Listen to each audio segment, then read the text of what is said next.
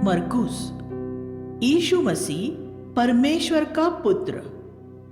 इसमें हम देखेंगे सीखना और अनुसरण करना, उसके पिता की इच्छा पूरी करना। यीशु लोगों को प्रेम करता था, मनुष्यों की परंपराओं का धिक्कार आ जाना। 3 तरह के मसीही लोग, परमेश्वर के राज्य का सामर्थ्य के साथ आना, पाप की गंभीरता और विश्वास। परमेश्वर ने यीशु मसीह की एक ही संगठित जीवनी लिखने की बजाय अलग अलग व्यक्तियों को उसकी 4 जीवनियां लिखने की अनुमति दी। तो इसके बहुत से उचित कारण होने चाहिए।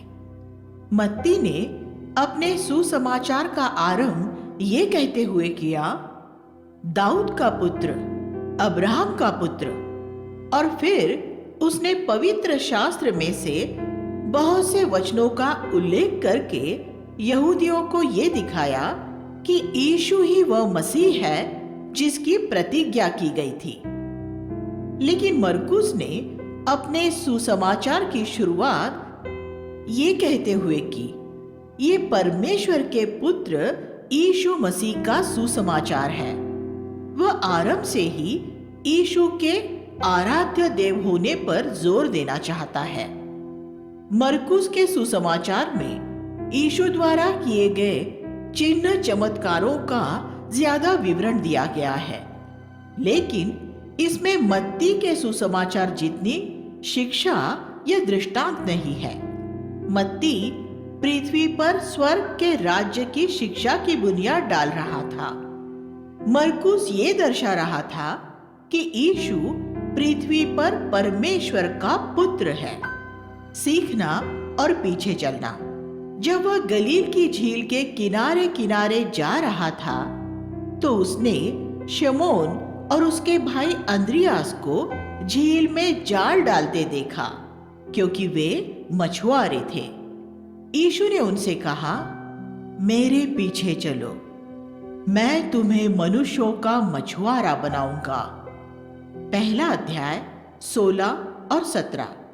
गलील की झील के किनारे सैकड़ों मछुआरे थे। उसने उन सबको नहीं बुलाया, उसने सिर्फ 4 को बुलाया, पतरस, अंद्रियास, याकूब और यूहन्ना। हम सभी को मसीह का साक्षी होने के लिए बुलाया गया है, लेकिन प्रभु के लिए पूर्णकालिक सेवकाई में जाने के लिए ये जरूरी है कि एक व्यक्ति खास तौर पर परमेश्वर द्वारा बुलाया गया हो। आप ये नहीं कह सकते, मैं एक सुसमाचार प्रचारक या शिक्षक बनना चाहता हूं। ये जरूरी है कि परमेश्वर आपको उस सेवकाई में बुलाए और आपको उसके लिए सुसज्जित करे। परमेश्वर अपनी प्रभु सत्ता में आज भी अपने सेवकों को बुलाता है। मसीह की देह में सभी सेवकाइयां शरीर के सभी अंगों की तरह महत्वपूर्ण है। मुख के जैसे कुछ हिस्से नजर आते हैं, लेकिन गुर्दों और कलेजे जैसे कुछ हिस्से नजर नहीं आते। मसीह की देह में भी कुछ सेवकाइयां दूसरी सेवकाइयों से ज्यादा नजर आती है। मत्ती 11:29 में यीशु ने कहा था, मुझसे सीखो। यहां उसने कहा, मेरे पीछे आओ। एक शिष्य को ये 2 काम करने पड़ते हैं। उसे सीखने वाला और पीछे चलने वाला होना चाहिए।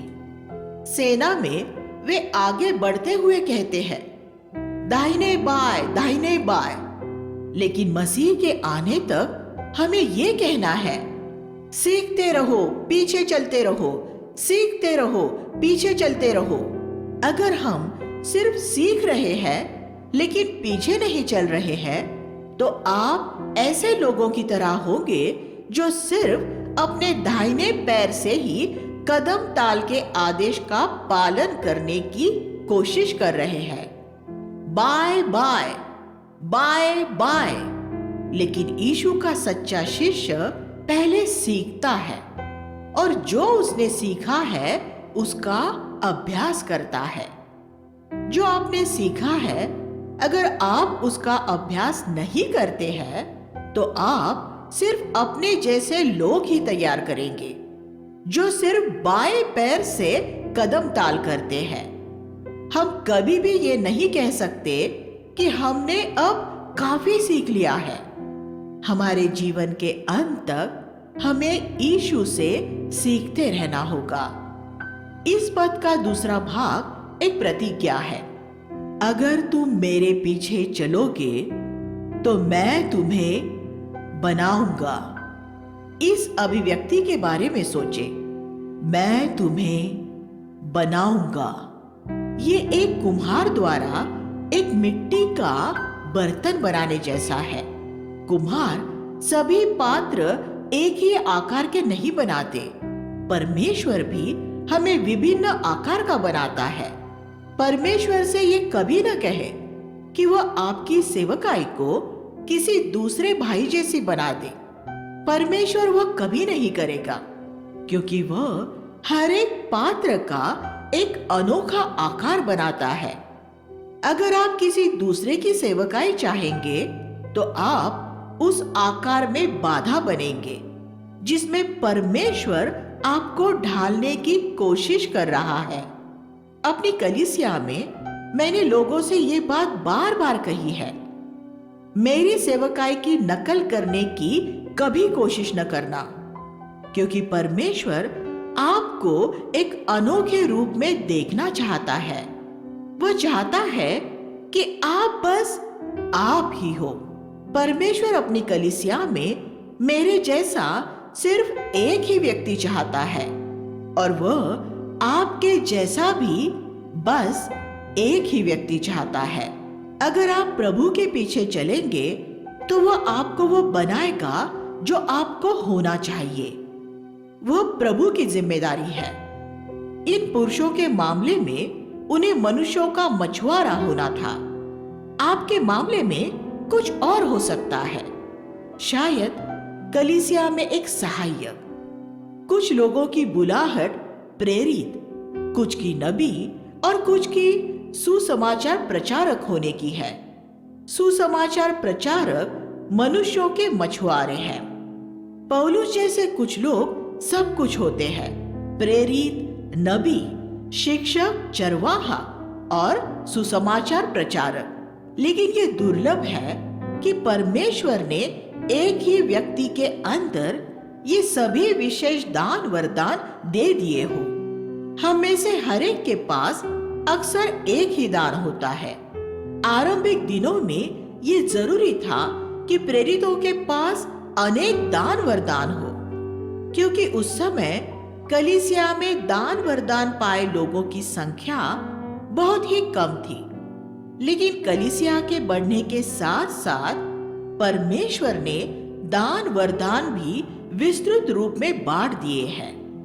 लेकिन आपका दान चाहे जो भी हो, इसमें सिद्धांत फिर भी वही रहेगा, मैं तुझे बनाऊंगा। हम प्रभु को हमें वह बनाने दे जो वह हमें बनाना चाहता है। हम अपने आप को नहीं बना सकते।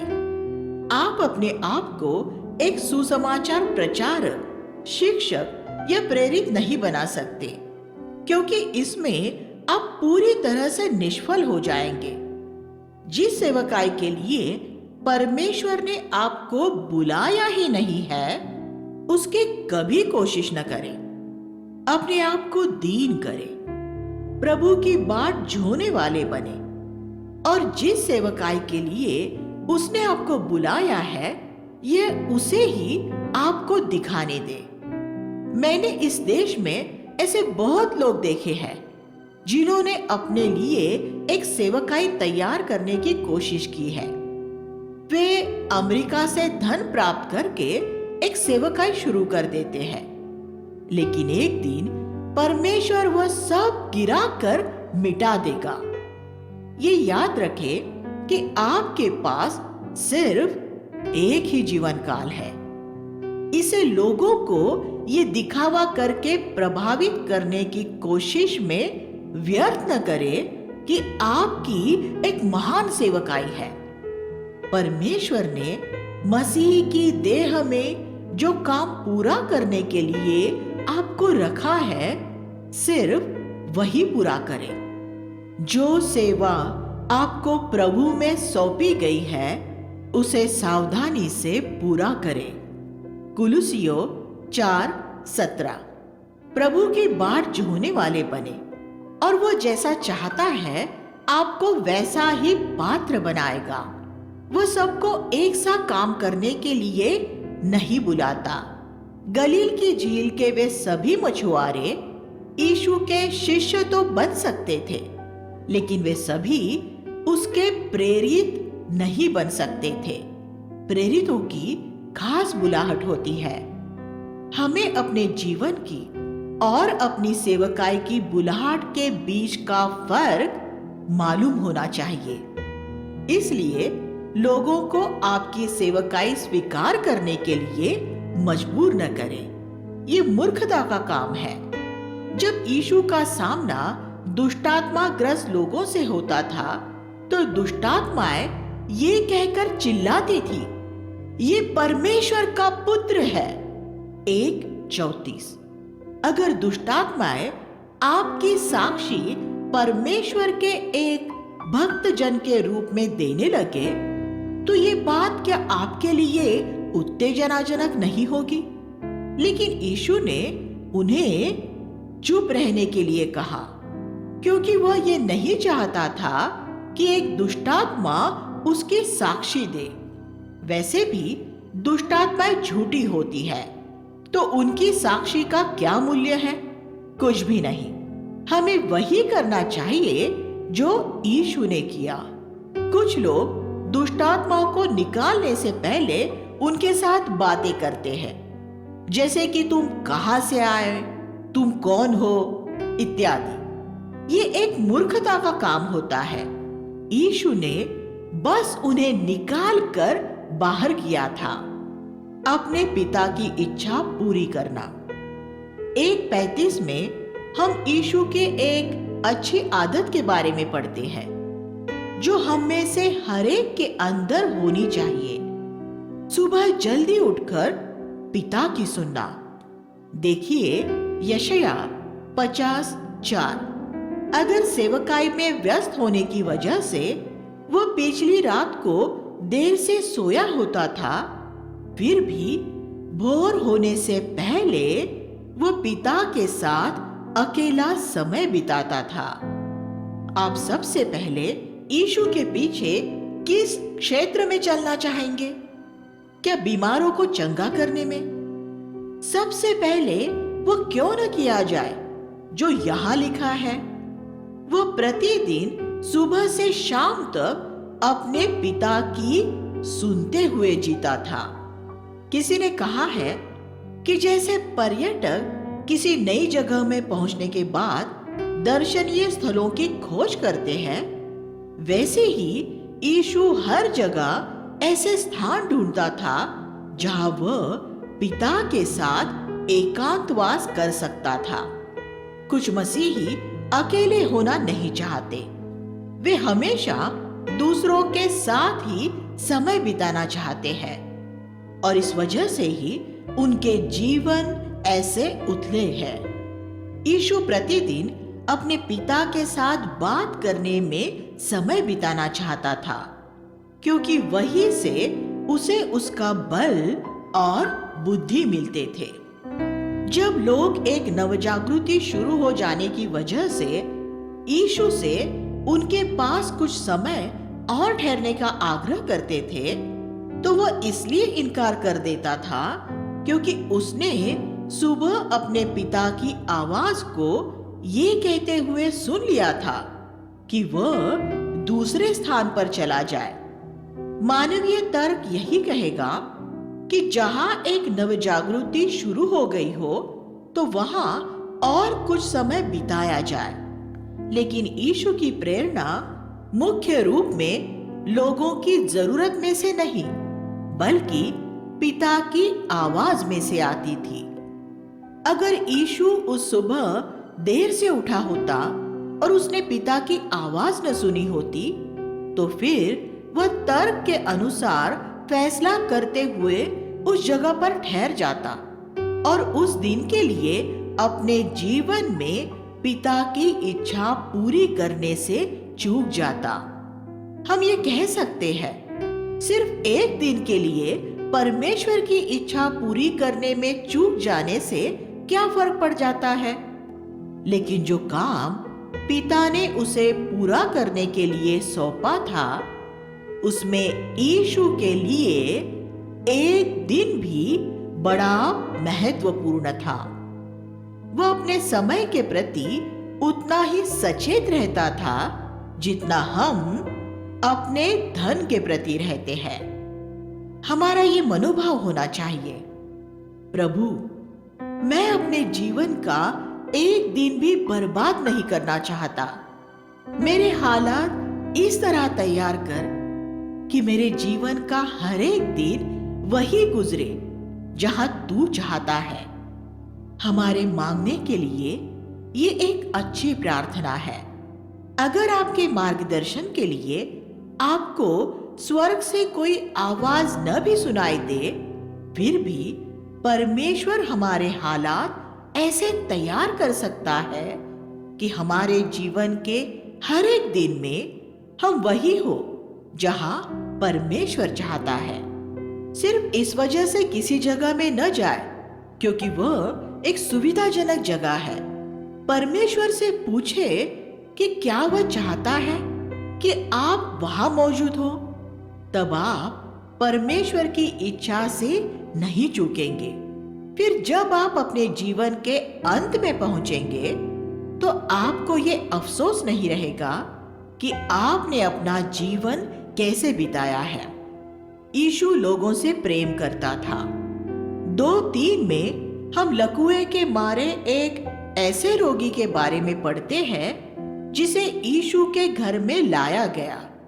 उसे 4 लोग उठाकर लाए थे और जब वे भीड़ के कारण घर में प्रवेश न कर सके तो उन्होंने ये फैसला किया कि वे घर की छत को उखाड़कर रोगी को उसमें से नीचे उतार देंगे।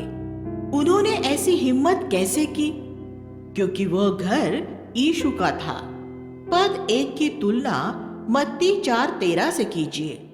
और वे जानते थे कि यीशु लोगों से इतना प्रेम करता था कि किसी की चंगाई के लिए उसे अपने घर के तोड़े जाने का भी कोई दुख नहीं होगा।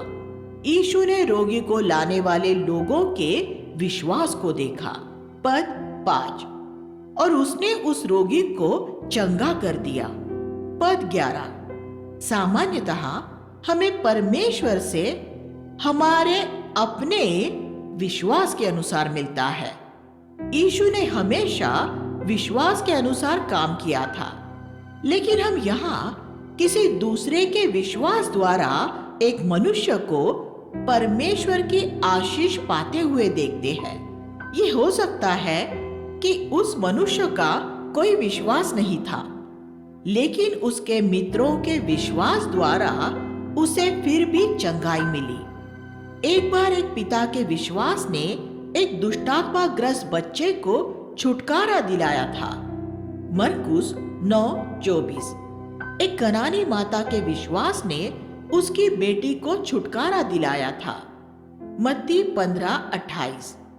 और एक सूबेदार के विश्वास ने उसके सेवक को चंगाई दिलाई थी। मत्ती 8:13।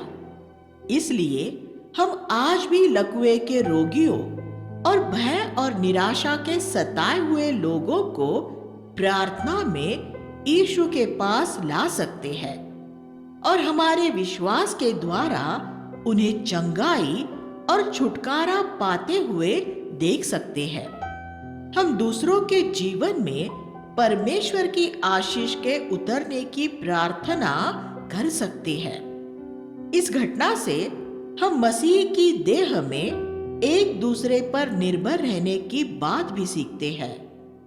मसीही जीवन में हमें अकेले नहीं रहना है, लेकिन ये जीवन हमें दूसरों के साथ बिताना है। अकेले काम करना सुविधाजनक होता है, क्योंकि उसमें हम जो चाहे जब चाहे कर सकते हैं और हम किसी के प्रति उत्तरदायी भी नहीं होते। लेकिन जो इस तरह काम करते हैं, आखिर में वे अपना नाश कर लेंगे। संगति की खोज में रहे और वह आपका उद्धार बनेगी। एक ईश्वरीय भाई की खोज करें, खास तौर पर जब आप जवान हो और उसके अधिकार की अधीनता में रहे। जब आप निर्बल होंगे तो उनका विश्वास आपको संभाले रहेगा। दूसरा अध्याय 18 से 22 में हम ये पढ़ते हैं कि यीशु से ये पूछा गया कि जब अन्य बहुत से धार्मिक पंथ के लोग उपवास करते हैं तो उसके शिष्य क्यों उपवास नहीं करते? प्रभु ने हमसे गुप्त में उपवास करने के लिए कहा है। इसलिए अगर सच कहा जाए तो ये जानना हमारा काम नहीं है कि किसी ने उपवास किया है या नहीं। लेकिन यीशु ने उनसे कहा कि जब वह उनका दूल्हा उनसे अलग हो जाएगा और स्वर्ग में लौट जाएगा, तब वे उपवास करेंगे। यीशु ने हमें उपवास करने की कोई आज्ञा नहीं दी है, लेकिन मसीह की दुल्हन उपवास और प्रार्थना करेगी, गुप्त में और स्वेच्छा से। फिर यीशु ने यह समझाया कि नई वाचा में उपवास सहित सब कुछ पुरानी वाचा की बातों से अलग था। अब कोई नियम नहीं है, सब कुछ स्वेच्छा से है। इसका चित्रण उसने एक फटे हुए पुराने कपड़े पर एक नए कपड़े का पैबंद लगाने से किया और कहा कि धोए जाने पर पुराना कपड़ा नए कपड़े को फाड़ देगा।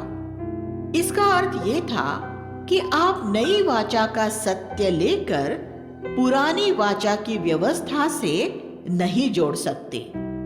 आप एक कलीसिया को 75% पुरानी वाचा के सिद्धांतों के अनुसार और उस पर 25% नई वाचा का पैबंद लगाकर नहीं चला सकते।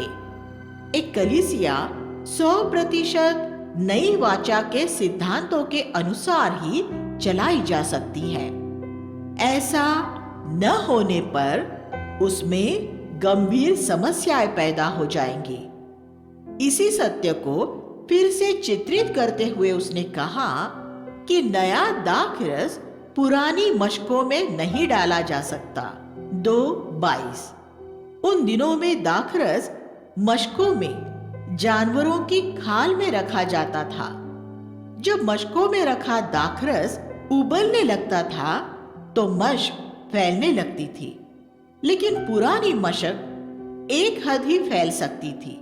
इसलिए अगर नया बिना उबला हुआ दाखरस पुरानी मशक में डाला जाए तो उबाल होने के बाद वह पुरानी मशक को फाड़ सकता था। पुराना दाखरस व्यवस्था के अधीन बिताया जाने वाला जीवन था और पुरानी मशक पुरानी वाचा की व्यवस्था थी। नया दाखरस यीशु का जीवन है और नई मशक नई वाचा की कलीसिया है। अगर हम यीशु के जीवन को लेकर उसे याजकों, दसवंशों, विधियों और रीतियों वाली पुरानी वाचा की व्यवस्था में डाल देंगे तो वह उसमें से फूट निकलेगा। अगर आप नियमों और विधियों वाली पुरानी वाचा की व्यवस्था को थामे रहना चाहते हैं तो आपको मूसा की व्यवस्था के अंदर रहना पड़ेगा। आप पुरानी और नई वाचा को एक दूसरे के साथ मिला नहीं सकते। यीशु के जीवन की अभिव्यक्ति के लिए नई वाचा की कलीसिया जरूरी है।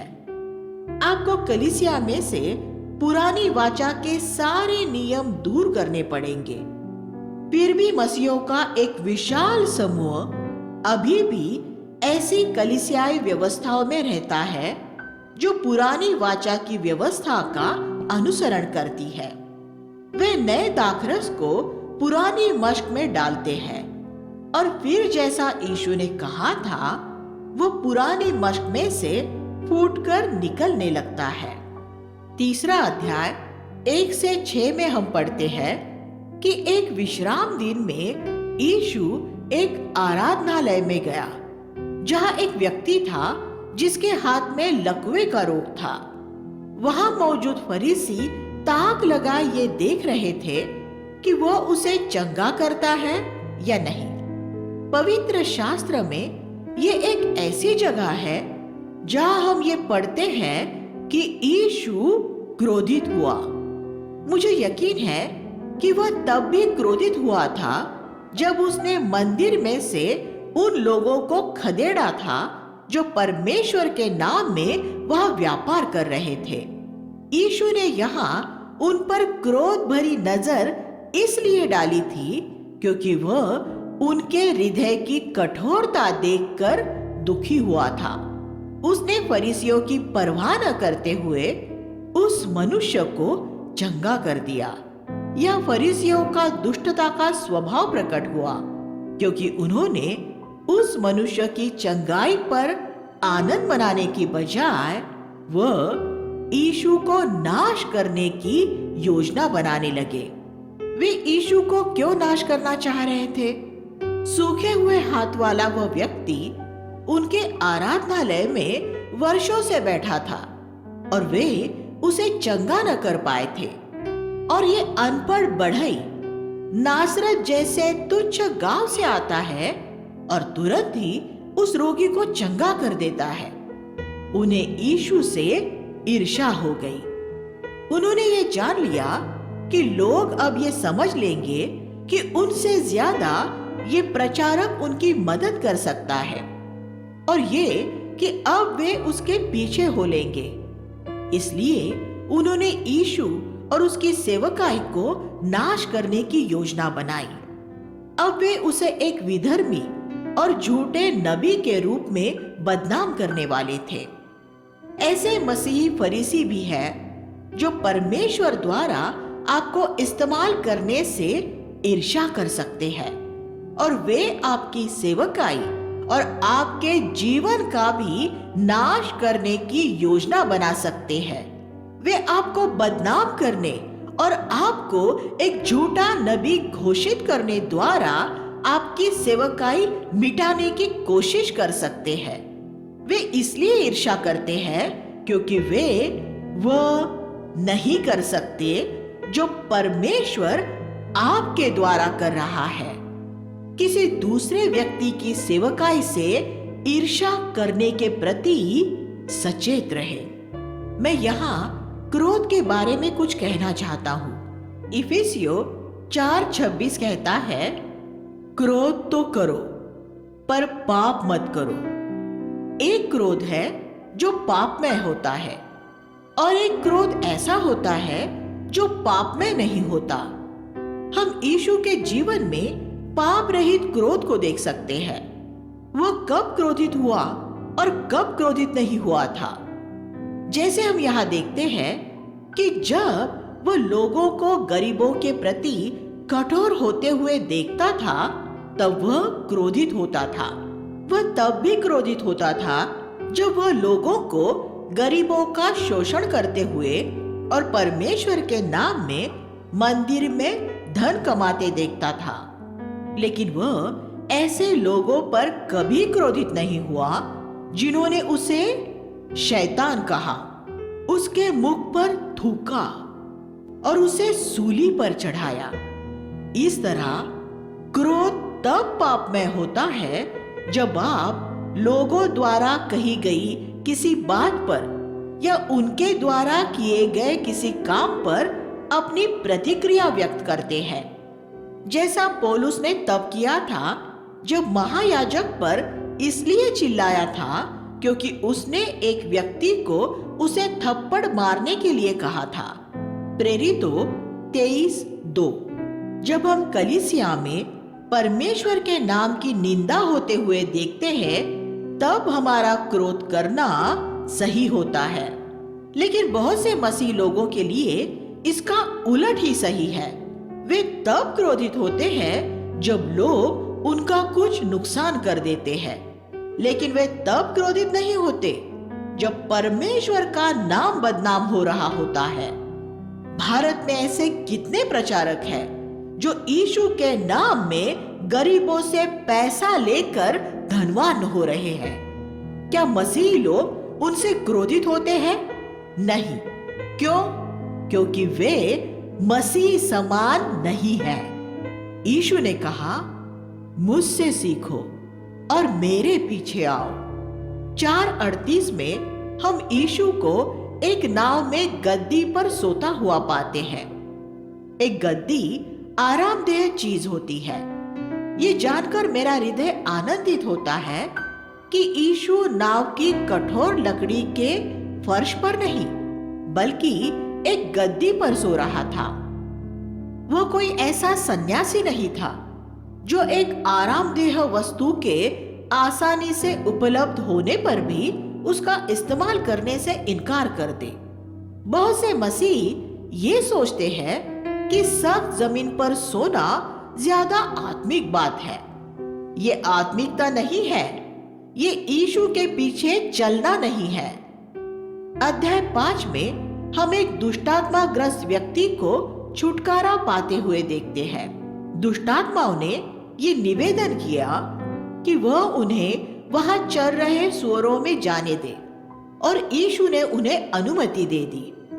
उस मनुष्य में कम से कम 2000 दुष्टात्माएं तो जरूर थी, क्योंकि वे 2000 सूअरों में घुस गई थी। जब उस क्षेत्र के लोगों ने ये देखा कि मनुष्य पूरी तरह से मुक्त हो गया था और वो पूरे होश में था, तो उन्होंने उत्साहित होकर ये कहने के बजाय कि प्रभु, ये तो अद्भुत काम हुआ है। अब तो तू हमारे इस क्षेत्र में आकर और सेवकाई कर, यीशु से तुरंत चले जाने का आग्रह करने लगे। पद 17। इससे हम उनकी मूल्यांकन की समझ देख सकते हैं।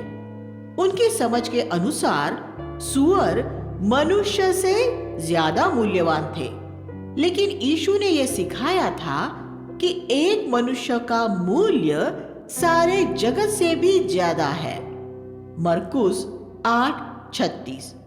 यीशु ने उनकी बात मान ली, लेकिन उसने उस मनुष्य से कहा कि वह उस प्रदेश में उसका साक्षी हो। पद 19। 6:3 में हम पढ़ते हैं कि यीशु के 4 भाई थे, याकूब, योसेस, यहूदा और शमौन। उसकी बहनें भी थी। इसका अर्थ कि उसकी कम से कम 2 बहनें तो जरूर थी। इसलिए मरियम के कम से कम 7 बच्चे थे। क्योंकि अब हम यूसुफ के बारे में कुछ नहीं सुनते, इसलिए जरूर उसकी मृत्यु हो गई होगी।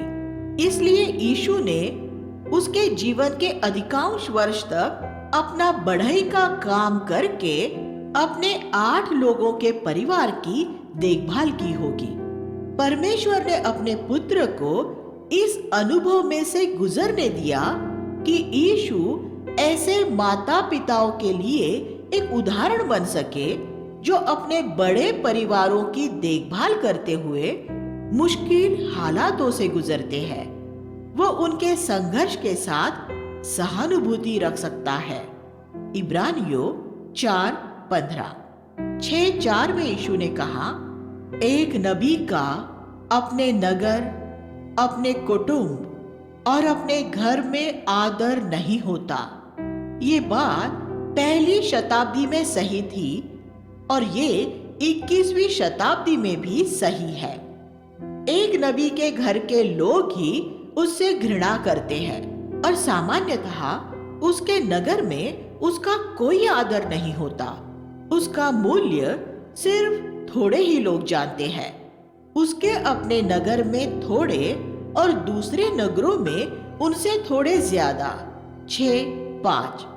अगर आप एक परमेश्वर के जन का मूल्य नहीं जानते तो उसकी सेवकाई द्वारा आप उतनी आशीष नहीं पा सकेंगे जितनी उसका मूल्य जानने वाले पाएंगे। अपने नगर के लोगों के अविश्वास के कारण यीशु उनके लिए वह न कर सका जो वह करना चाहता था। जब हम अविश्वासी हो जाते हैं तो हम यीशु के हाथ बांध देते हैं। फिर वो हमारे लिए जो कुछ करना चाहता है वह नहीं कर पाता। मनुष्यों की परंपरा की निर्भसना। अध्याय 7 में यीशु ने फरीसियों को धिक्कारते हुए कहा कि वे अपनी परंपराओं को परमेश्वर के वचन से ज्यादा महत्व देते हैं। आज यही बात अधिकांश धार्मिक मसीहों के लिए भी सही है।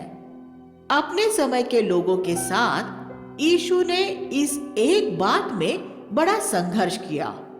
यीशु परमेश्वर के वचन की ओर था और फरीसी प्राचीनों की परंपरा की ओर थे। और यही बड़ा संघर्ष आज मसीही जगत में भी है।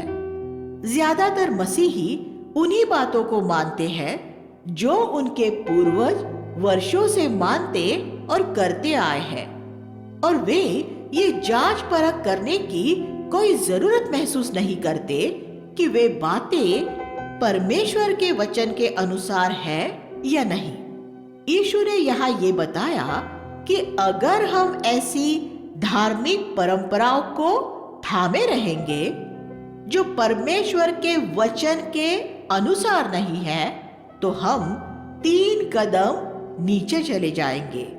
पहला, हम परमेश्वर की आज्ञाओं को अनदेखा करने की दिशा में आगे बढ़ते जाएंगे। पद 8, फिर हम परमेश्वर की आज्ञाओं को अपने से दूर कर देंगे। पद 9, आखिर में हम परमेश्वर के वचन को पूरी तरह अमान्य कर देंगे। पद 13, इसमें ये खतरा है। इसलिए हर एक धार्मिक परंपरा को परमेश्वर के वचन से परख कर देखे। अगर वह परमेश्वर के वचन के अनुसार नहीं है तो लोग चाहे आपको उसे थामे रहने के लिए कहे तो भी उसे फेंक दे। धार्मिक परंपराओं द्वारा आज भी विधिवादी और फरीसी पैदा होते रहते हैं। जब मामला पृथ्वी की बातों का होता है तब ध्यान दें कि हमारे मनोभाव कैसे होते हैं। जब हम बीमार होते हैं तब हम उस अस्पताल में नहीं जाते जिसमें हमारे दादा परदादा जाते थे, क्योंकि आज उनसे बेहतर और ज्यादा आधुनिक अस्पताल मौजूद है। जब बात पढ़ाई लिखाई की होती है तो हम अपने बच्चों को उन स्कूलों में नहीं भेजते जिनमें हमारे दादा परदादा गए थे, क्योंकि आज उनसे बेहतर स्कूल मौजूद है।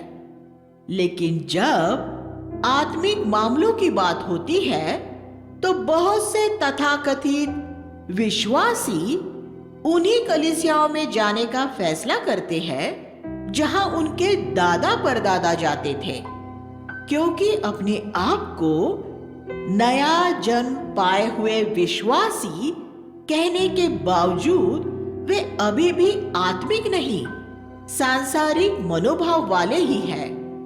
वे पृथ्वी की सब श्रेष्ठ वस्तुएं चाहते हैं, लेकिन आत्मिक रूप में नहीं।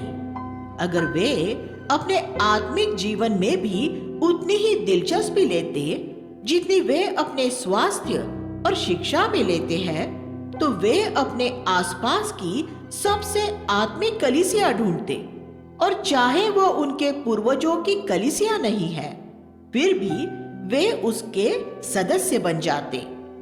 लेकिन ये करने का साहस कितने विश्वासियों में है? शायद 100 में से 1। बाकी सब यीशु के समय के फरीसियों की तरह अपने बाप दादाओं की परंपराओं का ही पालन करते हैं, और इस वजह से ही वे सड़ने लगते हैं और उनके जीवन के लिए परमेश्वर की इच्छा को जानने या उसे पूरा करने से चूक जाते हैं। मैं कम से कम आज की पीढ़ी के युवाओं को तो ये साहस करने की चुनौती देना ही चाहता हूँ कि वे ऐसी सभी मानवीय परंपराओं को तोड़ दे जो परमेश्वर के वचन के अनुसार नहीं है। आप सिर्फ तभी आखिर तक यीशु के पीछे चल सकेंगे। मैं आपको ये नहीं बता सकता कि आपको किस कलीसिया के साथ जुड़ना है। मैं आपको सिर्फ यही कह सकता हूं कि आपके नगर में आपको यीशु के शिष्यों का जो भी सबसे अच्छा समूह मिले, चाहे उस पर कोई भी लेबल लगा हो, आप उसके साथ ही संगति करें। आपकी जगह मैं होता तो यही करता।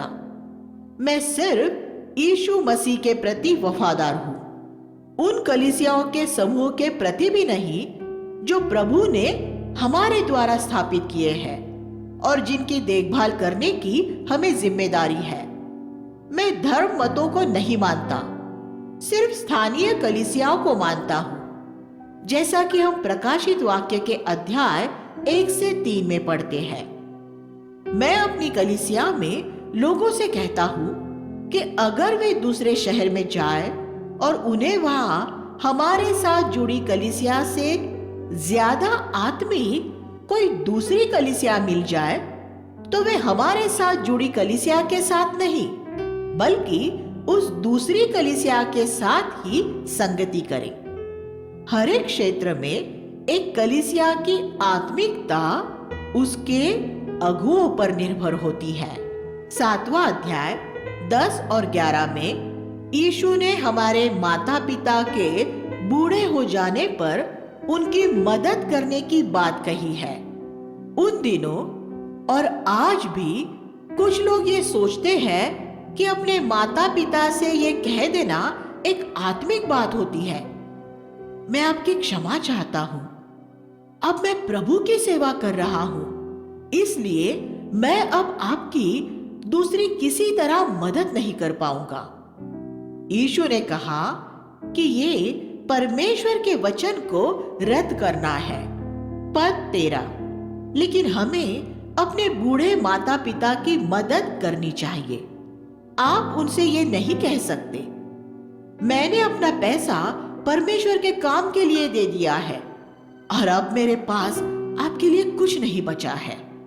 परमेश्वर की आपकी सेवा में आपके माता पिता की सेवा भी शामिल होनी चाहिए। अपना घर छोड़ देने के बाद आपको अपने माता पिता की आज्ञाओं का पालन नहीं करना है और प्रभु की सेवा में उन्हें बाधा भी नहीं बनने देना है, लेकिन उनकी जरूरत में आपको आर्थिक और दूसरे व्यावहारिक मामलों में उनकी जरूर मदद करनी चाहिए। आपको उनकी अच्छी देखभाल भी करनी चाहिए। 3 तरह के मसीही। यीशु ने अपने शिष्यों को 3 तरह के खमीर से सावधान रहने के लिए कहा। मत्ती 16:11 में उसने फरीसियों के खमीर और सदूकियों के खमीर से बचकर रहने के लिए कहा। यहाँ वह उन्हें हेरोद के खमीर से भी सचेत रहने के लिए कहता है। ये 3 खमीर क्या है? यीशु के समय में फरीसी सुसमाचार प्रचार करने वाले ऐसे मसीहों के समान थे जिनके सभी धर्म सिद्धांत सही थे। यीशु ने स्वयं उन्हें ये प्रमाण पत्र दिया था। मत्ती 23:3। और सदूकी यीशु के समय के उदारवादी थे जो चमत्कारों, स्वर्गदूतों, जी उठने आदि को नहीं मानते थे। हेरोदी हेरोद के अनुयायी थे और पूरे सांसारिक थे। हेरोद जहां एक तरफ यूहन्ना बपतिस्मा के सामर्थी संदेश को सुनने का आनंद उठा सकता था, वही दूसरी ओर वह एक अर्धनग्न सलोमी के लोलुपता भरे नृत्य का भी मजा ले सकता था। मरकुस 6:20 और 22। वह ऐसे मसीहों की तरह था जो एक अच्छा संदेश और स्तुति आराधना से भी आनंदित होते हैं और उसी जोश के साथ पूरे दिल से एक पिक्चर के अश्लील दृश्यों का भी आनंद लेते हैं। ये 3 तरह के मसीह आज भी है। सुसमाचार प्रचारीय, उदारवादी और सांसारिक। लेकिन इस बात पर ध्यान दे कि यीशु का सबसे ज्यादा विरोध करने वाले हेरोदी या सदूकी नहीं, बल्कि फरीसी थे। उसके समय के सुसमाचार प्रचारक सबसे बड़े ढोंगी थे, और यही आज भी एक सच्चाई है। आज सबसे बड़े पाखंडी सांसारिक या उदारवादी मसीहों में नहीं, बल्कि सुसमाचार प्रचारीय कट्टरवादी मसीहों में पाए जाते हैं।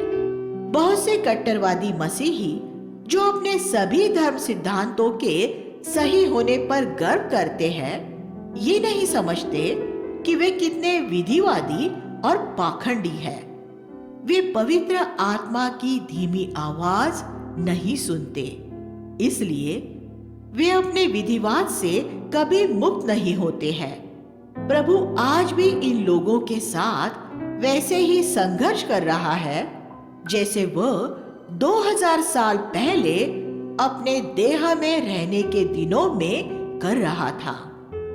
8वां अध्याय 23 से 26 में हम चंगाई के बारे में एक बहुत महत्वपूर्ण शिक्षा पाते हैं।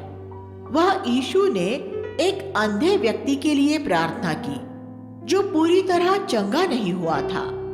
यीशु ने उससे पूछा, क्या तुझे सब साफ नजर आ रहा है?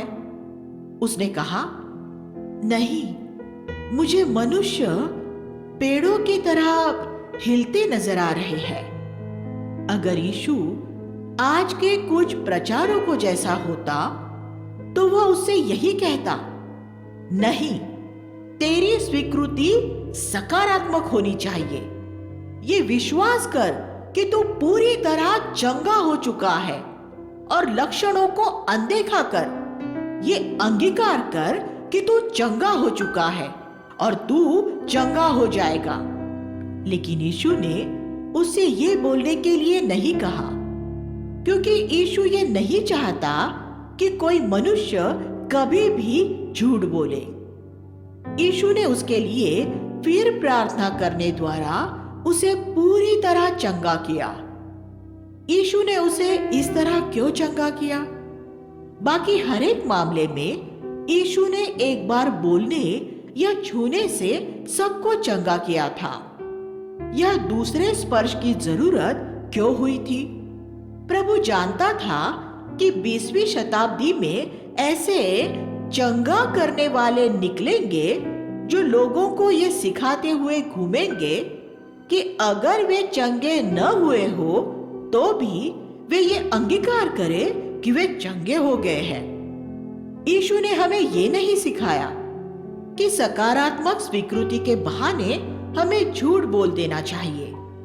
जब हमें मनुष्य पेड़ों की तरह हिलते नजर आ रहे हो तो हमें ये नहीं कहना है कि हमें साफ नजर आ रहा है।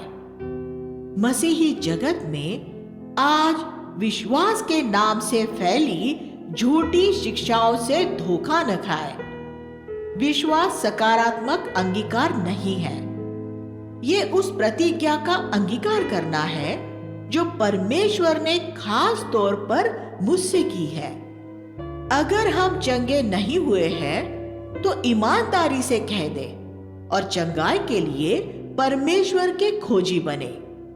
8:33 में हम यीशु द्वारा पतरस को ऐसे कठोर शब्दों में डांटता हुआ पाते हैं जैसे उसने किसी के लिए नहीं कहे।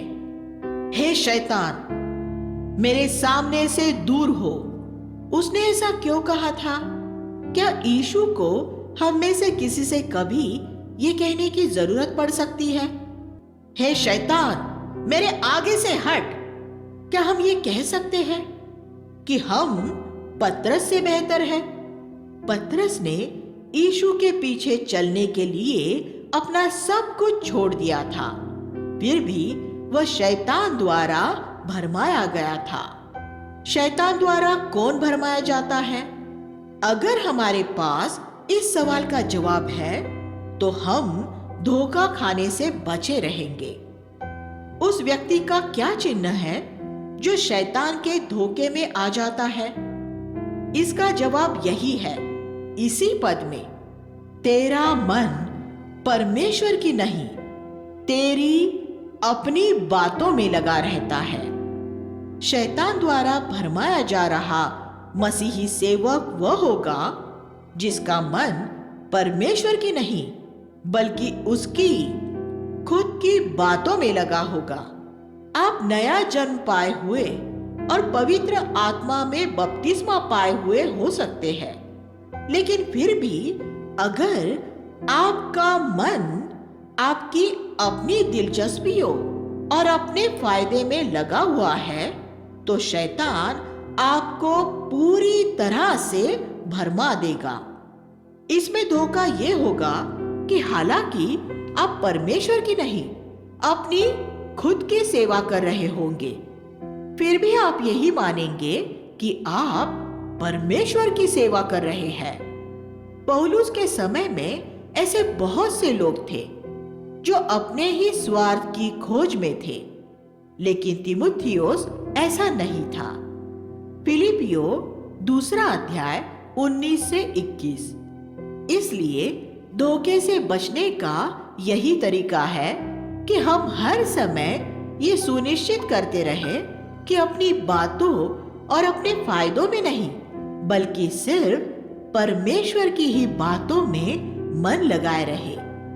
परमेश्वर के राज्य का सामर्थ के साथ आना। 9:1 में यीशु ने कहा, मैं तुमसे सच कहता हूं कि जो यहाँ खड़े हैं उनमें से कोई कोई ऐसे हैं कि जब तक परमेश्वर के राज्य को सामर्थ सहित आता हुआ न देख ले, तब तक मृत्यु का स्वाद कदापि न चखेंगे। ये पेंतेकुस्त के दिन हुआ था और यीशु की ये बात सुनने वालों में से कुछ लोगों ने उसका अनुभव पाया था।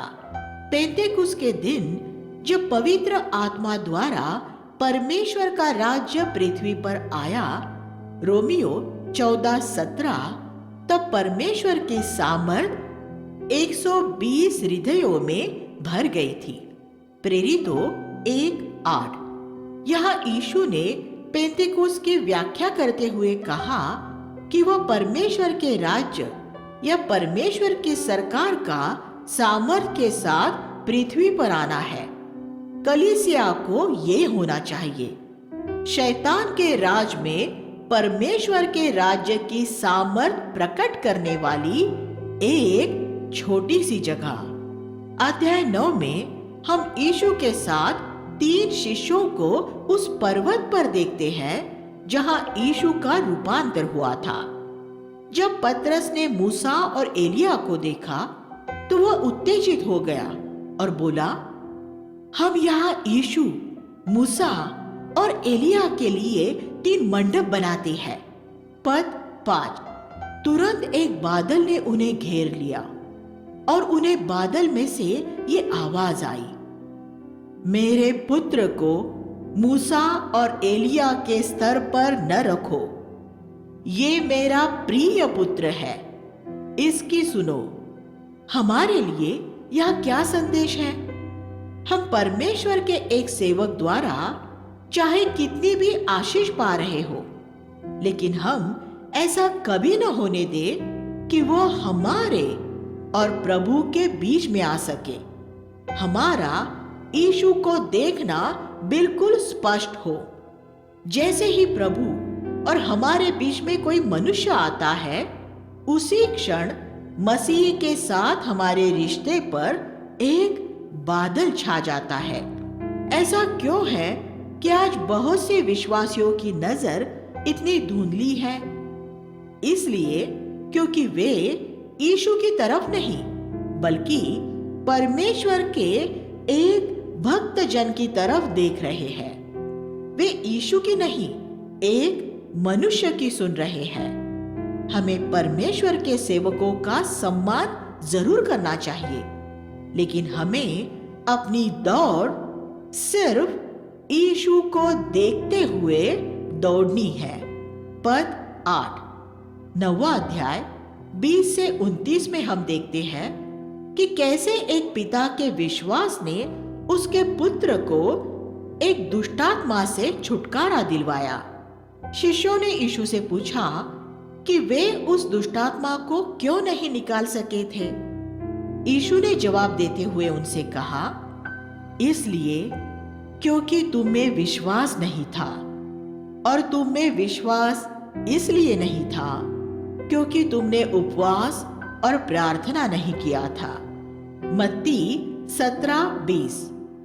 दुष्टात्माओं में अलग अलग स्तर की शक्ति होती है और कुछ शक्तिशाली दुष्टात्माएं सिर्फ तभी निकाली जा सकती है जब हमारे विश्वास में प्रार्थना और उपवास द्वारा पर्याप्त बल होता है। मैं ये समझा नहीं सकता। मैं प्रार्थना और उपवास की कभी कोई तर्कपूर्ण व्याख्या नहीं कर पाया हूं, लेकिन मैं ये जानता हूं कि ये कामयाब तरीके हैं जो यीशु ने कहा है। मैं यीशु जो कहता है उस पर केवल विश्वास करता हूं और उसकी आज्ञा का पालन करता हूं। पाप की गंभीरता।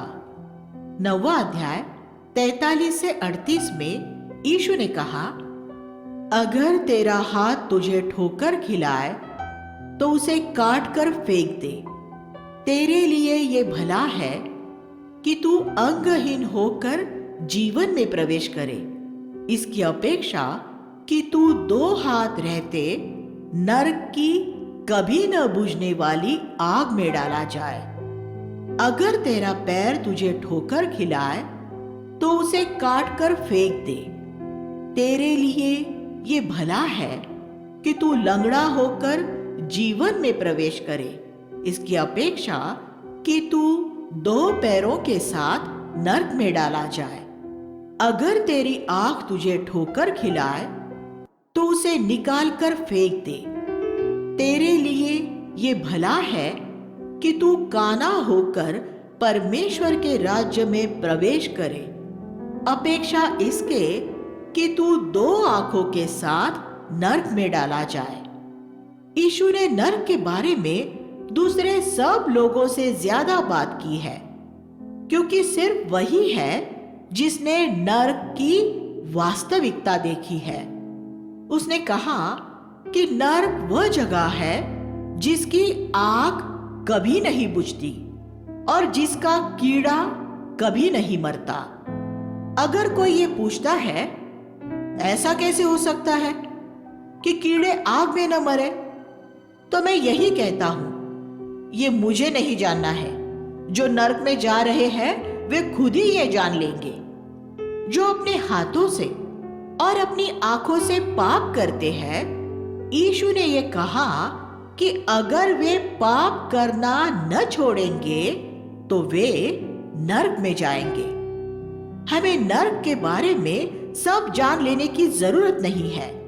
वह एक वास्तविकता है और हमें लोगों को उसके प्रति सचेत करना है। 9:49 में यीशु ने कहा, हर एक जन आग से नमकीन किया जाएगा। मेरी समझ के अनुसार इस पद का अर्थ यह है कि हर एक को दोनों में से एक आग मिलेगी, या तो स्वर्ग की या नरक की आग। आप अपना चुनाव कर सकते हैं। मैंने तो स्वर्ग की आग का चुनाव कर लिया है। यूहन्ना बपतिस्मा देने वाले ने भी कुछ ऐसी ही नबूवत करते हुए कहा था कि वह आग से बपतिस्मा देगा और भूसे को कभी न बुझने वाली आग में जलाएगा। मत्ती 3 अध्याय 11 और 12। 10:17 में हम एक धनवान युवक के बारे में पढ़ते हैं जो यीशु के पीछे चलना चाहता था। यीशु ने उसकी जांच करने के बाद पाया कि वह धन से प्रेम करने वाला व्यक्ति था और उसने उससे कहा, तू पहले अपना सारा धन गरीबों में बांट दे। यीशु ने सबसे इस तरह की बात नहीं की थी। जक्कई ने अपना आधा धन गरीबों को बांट दिया था और यीशु ने वो मान्य किया था। लूका 19। मरियम और मार्था का भी एक घर था, लेकिन यीशु ने उनसे ये कभी नहीं कहा कि वे अपना घर बेच दे। यूहन्ना 12। तब यहाँ ये अलग बात क्यों हुई? क्योंकि धन का प्रेम कैंसर के रोग की तरह है। कुछ लोगों में ये कैंसर इस हद तक बढ़ चुका होता है कि कैंसर के साथ शरीर के उस अंग को भी काट कर अलग कर देना पड़ता है। दूसरे लोगों में कीमोथेरेपी से उसे दूर किया जा सकता है। जक्कई में कैंसर उस हद तक नहीं फैला था जैसा वह उस धनवान युवक में फैल चुका था। मरियम और मार्था में वह एक निचले स्तर पर था। प्रभु सबसे उसका सारा धन देने के लिए नहीं कहता। ऐसा वह सिर्फ वही कहता है जहां वह ये देखता है कि कैंसर ने अपनी जड़ें गहरी फैला दी है। फिर यीशु ने अपने शिष्यों से कहा, एक ऊंट का सुई के नाके में से निकल जाना आसान है, लेकिन एक धनवान का स्वर्ग के राज्य में प्रवेश करना मुश्किल है। 10:25। स्वर्ग का राज्य और पृथ्वी का राज्य एक दूसरे से ऐसे ही दूर है जैसे उत्तरी ध्रुव से दक्षिणी ध्रुव दूर है। हम दोनों नहीं पा सकते। फिर यीशु ने कहा कि सिर्फ परमेश्वर ही मनुष्यों को धन के प्रेम से छुड़ा सकता है। 10:27। विश्वास। 11वां अध्याय 22 से 24 में यीशु ने विश्वास के बारे में सिखाया। जब हम अपने रास्ते में एक पहाड़ खड़ा देखें तो जरूरी नहीं कि वह मुड़कर लौट जाने के लिए एक संकेत हो। वह हमारे विश्वास के लिए एक चुनौती भी हो सकती है। शायद परमेश्वर ये चाहता हो कि हम उसे हटाकर उसकी इच्छा पूरी करने के लिए आगे बढ़े। पद 23। मरकुस के सुसमाचार में दो बहुत अद्भुत कथन है। जब दोनों को एक साथ रखा जाता है तो इनमें से प्रकट होने वाला सत्य विस्मित कर देता है। परमेश्वर के लिए सब कुछ संभव है। मरकुस 10:27। विश्वास करने वाले के लिए सब कुछ संभव है। 9:23। सभी विश्वासियों का इनमें से पहले कथन में विश्वास होता है, लेकिन जब हम दूसरे कथन में अपना विश्वास व्यक्त करते हैं तब हमारे जीवन और सेवकाई में परमेश्वर की सामर्थ आती है। हम सभी को ये अंगीकार करने की जरूरत है कि हमें विश्वास की बहुत कमी होती है। हमें विश्वास करना चाहिए क्योंकि विश्वास के बिना उसे प्रसन्न करना असंभव है। इब्रानियों 11:6। विश्वास से ही हमारे जीवन और सेवकाई में परिवर्तन आता है। यीशु ने फिर विश्वास की सबसे बड़ी रुकावट की बात की, एक क्षमा न करने वाली आत्मा। 11वां अध्याय 25 और 26। अगर पूरी पृथ्वी पर एक भी ऐसा व्यक्ति है जिसे हमने क्षमा नहीं किया है तो ये बात हमारे विश्वास को और हमारे उद्धार को भी चुरा लेगी। 12:17 में यीशु ने हमें सिखाया कि इससे पहले कि हम परमेश्वर को कुछ दे सके, हमें मनुष्यों की तरफ से अपने सारे ऋण कर्ज चुकता कर देने चाहिए।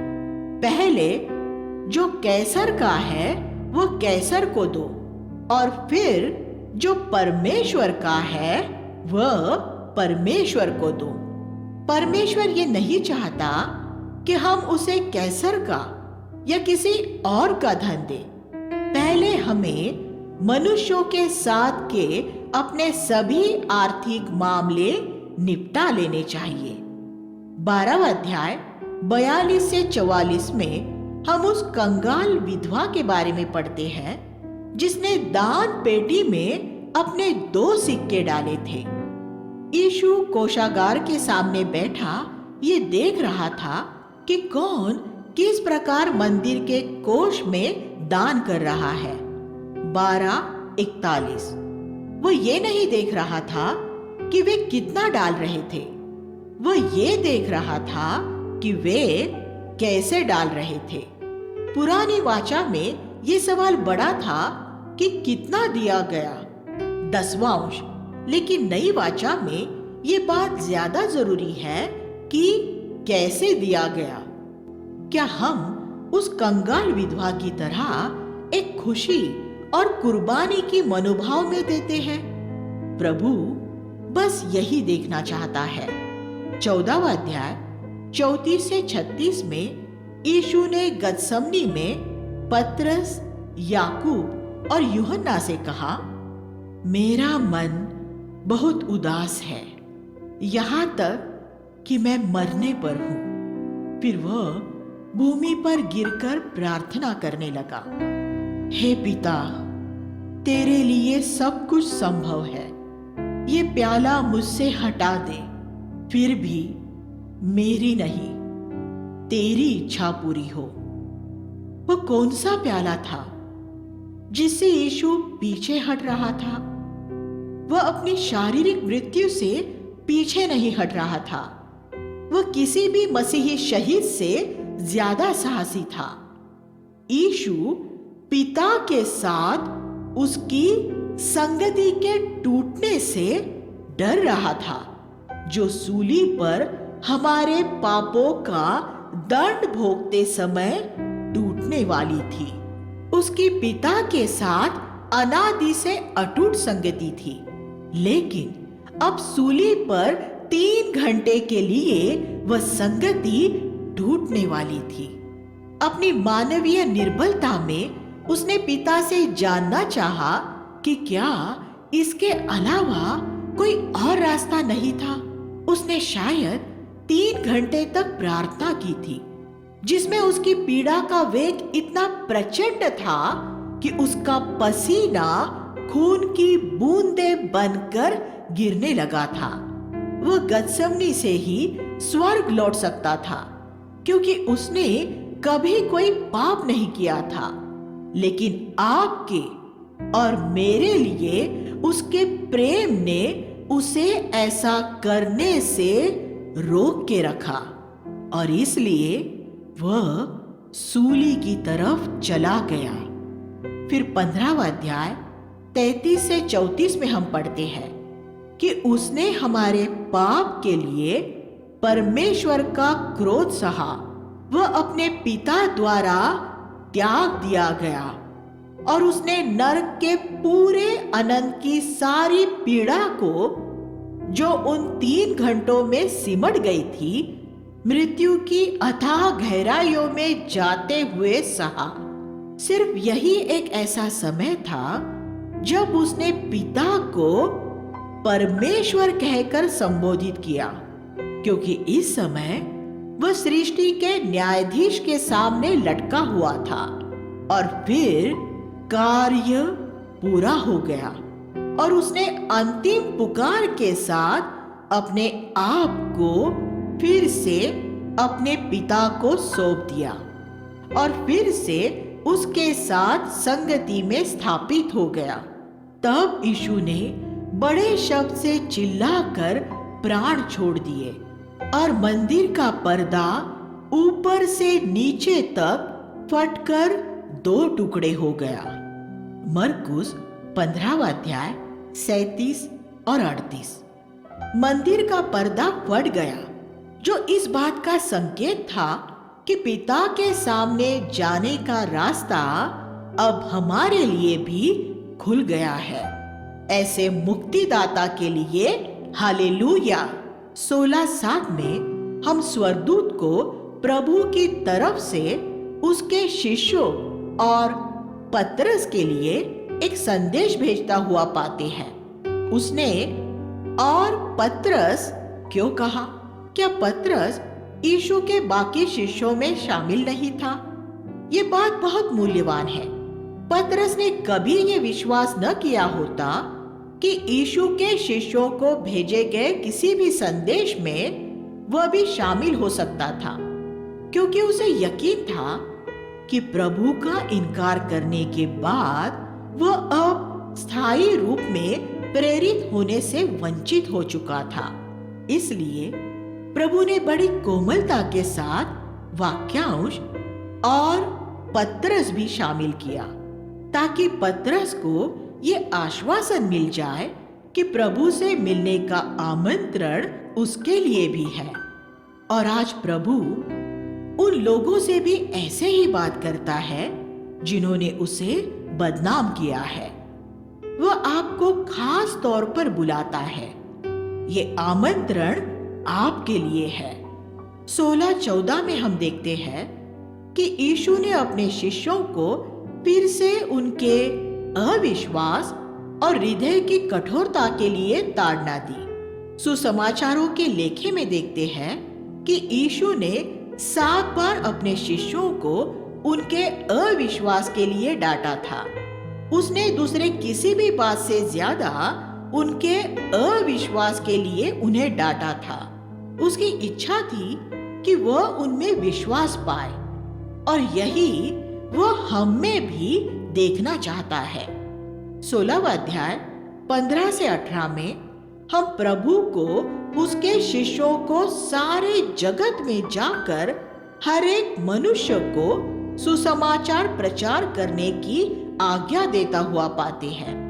हमने मत्ती 28 में पहले ही उसे वो महान आज्ञा देते हुए देखा था, जिसमें वह सब जातियों के लोगों को शिष्य बनाने के लिए कहता है।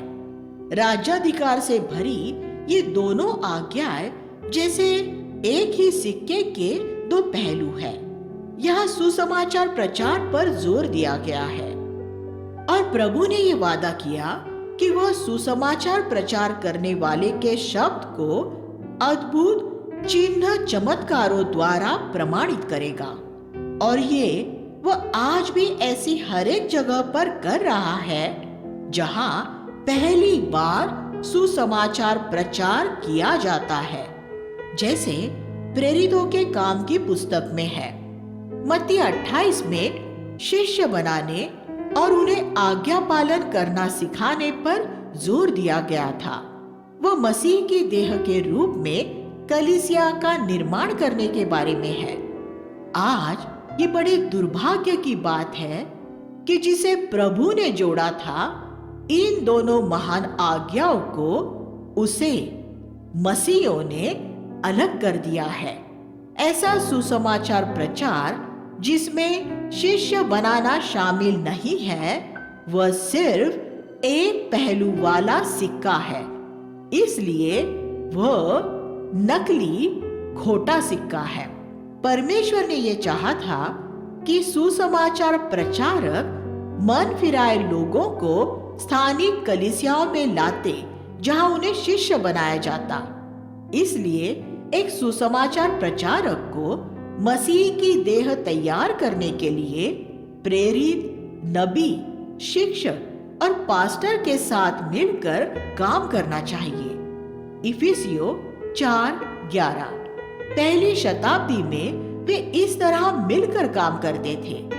लेकिन ये अफसोस की बात है कि आज के मसीह जगत में इस तरह का सहयोग बड़ा दुर्लभ हो गया है, और यही वजह है कि आज मसीही कलीसिया में बहुत से लोग ऐसे उथले सतही मसीह है।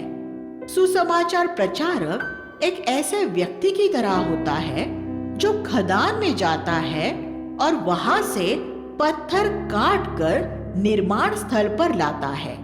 फिर बाकी 4 सेवकाइयों का ये काम है कि वे उसे प्रभु के पवित्र भवन में लगाए, जहां प्रभु का वास हो सके। इनमें से कौन सी सेवकाई ज्यादा जरूरी है? 5 सेवकाइयों की जरूरत है। कोई भी अपने आप सब कुछ नहीं कर सकता। सुसमाचार प्रचारक की सेवकाई मुश्किल और खतरनाक होती है, और अगर परमेश्वर ने आपको नहीं बुलाया है तो आप इसमें कदम न रखें। लेकिन सुसमाचार प्रचारक उन कारीगरों की जो इन पत्थरों को एक भवन में निर्मित कर रहे हैं, ये कहते हुए आलोचना न करें कि उनका काम तो आसान है। अगर वे भी आपके साथ खदान में आकर काम करने लगेंगे तो प्रभु का मंदिर कभी तैयार न हो पाएगा। हम में से हर एक को वह काम पूरा करना है जो परमेश्वर ने हमें करने के लिए दिया है। अगर सिर्फ सुसमाचार प्रचार पर ही सारा ध्यान दिया जाएगा तो सब तरफ पत्थरों का ढेर होगा, लेकिन कोई मंदिर नहीं होगा। मसीह की देह की कोई जीवित अभिव्यक्ति नहीं होगी। इसलिए इन दोनों महान आज्ञाओं के संदर्भ में हमारी विशेष बुलाहट को पूरा करने के लिए हम प्रभु से हमारी मदद करने के लिए कहें। आमीन। आइए हम प्रार्थना करें। हे स्वर्गीय पिता, आपके वचन के लिए धन्यवाद जो हमें सच्चाई में चलने के लिए मार्गदर्शन करते हैं। आपके वचन के प्रकाश में चलने में हमारी सहायता कीजिए। हम यीशु के नाम में प्रार्थना करते हैं। आमीन।